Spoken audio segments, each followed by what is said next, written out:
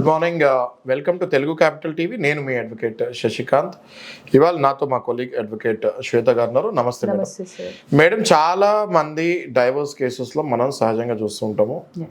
భార్య భర్త విడిపోయే క్రమంలో భార్యలు వల్నరబుల్ వైఫ్స్ చాలా సఫర్ అవుతుంటారు. ఎందుకంటే వాళ్ళకి బాగా చదువుకున్న, ఈ అబ్బాయి కంటే బాగా చదువుకున్న ఒక స్త్రీ కాబట్టి తన జీవితంలో ఎన్నో ఒక లైఫ్ సైకిల్ ఆఫ్ ఎ స్త్రీ మూర్తి మన అందరికీ తెలుసు. పిల్లల్ని కనాలి, భర్తను చూసుకోవాలి, ఆ తర్వాత ఈ పోస్ట్ ప్రెగ్నెన్సీ క్రమంలో హెల్త్ ఎంతో పాడవుతుంది, డిటీరేట్ అవుతుంది. మళ్ళీ ఆమె ఒక స్త్రీలాగా మారాలి అంటే ఈ పిల్లల్ని కనిన తర్వాత ఆ క్రమంలో దగ్గర కెరియర్లో ఒక 10 ఏళ్ల టైము ఎలాగైనా ఎగిరిపోతుంది. ఈ 10 years ఆఫ్ లైఫ్ ఆ మహిళ కోల్పోయిన తర్వాత ఈ మహిళ బాగా చదువుకున్నది, ఈ మహిళకి హెల్త్ చాలా బాగుంది కాబట్టి చదువుకున్నది కాబట్టి మెయింటెనెన్స్ చట్ట ప్రకారం క్వాలిఫైడ్ వైఫ్ ఉంటే నేను మెయింటెనెన్స్ ఇవ్వక్కర్లేదు అని దురహంకారంతో చాలామంది భర్తలు మెయింటెనెన్స్ ఇస్తానికి నిరాకరించి ఆమె చదువుకుంది కాబట్టి నేను మెయింటెనెన్స్ ఇవ్వక్కర్లేదు అని చెప్పి వాళ్ళ అడ్వకేట్స్ ద్వారా అన్యాయంగా అలాంటి మహిళలకి మెయింటెనెన్స్ ఇవ్వకుండా తప్పించుకొని తిరుగుతున్నారు.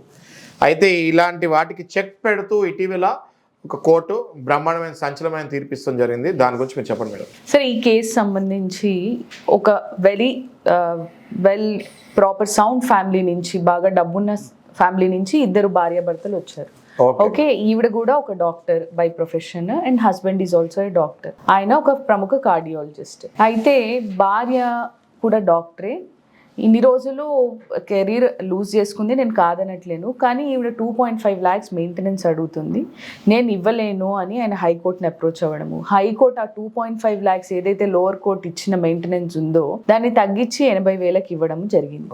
ఈ తీర్పు పైన అగ్రీవ్ అయిన భార్య సుప్రీంకోర్టుని అప్రోచ్ అవ్వడం జరిగింది. సార్, అప్రోచ్ అయినప్పుడు ఏమని చెప్పింది అని అంటే, కేసు పూర్తిగా డిస్పోజ్ అయ్యేంత వరకు భార్యకు కూడా ఈక్వల్ రైట్స్ ఉంటాయి భర్త ప్రాపర్టీస్లో. ఓకే, ఆయనకి కొన్ని లక్షలు రెంట్స్ వస్తున్నాయి అపార్ట్ ఫ్రమ్ హిస్ డాక్టర్గా ఆయన పనిచేసే దానికి రెమ్యూనరేషన్ కాకుండా. సో డెఫినెట్గా కేసు తేలేంత వరకు మీరు ఆవిడకి ఏదైతే లైఫ్ పెళ్ళైనప్పుడు ఉండిందో, ఏదైతే స్టాండర్డ్స్లో బతికిందో ఆవిడ, డెఫినెట్గా మీరు అదే స్టాండర్డ్స్లో పోస్ట్ డివోర్స్ కూడా ఆవిడని అలాగే ఉంచాలి. సో డెఫినెట్లీ 80,000ని తక్కువ చేసినది ఏదైతే ఉందో హైకోర్టు, దాన్ని కొట్టివేసి మళ్ళీ ఆవిడకి 1.5 lakhs మెయింటెనెన్స్ అనేది అవార్డ్ చేసింది అనమాట. చూసారు కదా, ఇక్కడ మేము as a lawyers, as an advocates, ఇక్కడ మేము పర్టికులర్లీ ఈ ప్లాట్ఫామ్ మీద, ఈ వేదిక పైన సోషల్ మీడియా సందర్భంగా చెప్పేది ఏంటంటే, మేము మహిళలకు కానీ పురుషులకు కానీ పర్టికులర్గా సపోర్ట్ చేయట్లేదు.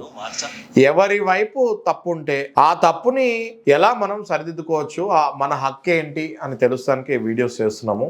దయచేసి చాలా మంది మహిళలు మెయింటెనెన్స్ నోచుకోక బాధపడుతూ ఉంటారు. చాలా మంది పురుషులు కూడా మహిళలు వేసే ఫాల్స్ అలిగేషన్స్కి బాధపడుతూ ఉంటారు. మేము చేసే ఈ అవేర్నెస్ ప్రోగ్రామ్ని మీరు షేర్ చేయండి, సబ్స్క్రైబ్ చేయండి, సో దాట్ ఫ్యూచర్లో మీ ఫ్రెండ్స్ ఎవరైనా ఇలాంటి వాటికి బాధపడుతూ ఉంటే, లేకపోతే ఇలాంటి వాటికి ఫేస్ అవుతూ ఉంటే డెఫినెట్గా మా నాలెడ్జ్ వాళ్ళకి ఎంతో ఉపయోగం పడుతుంది. Thank you.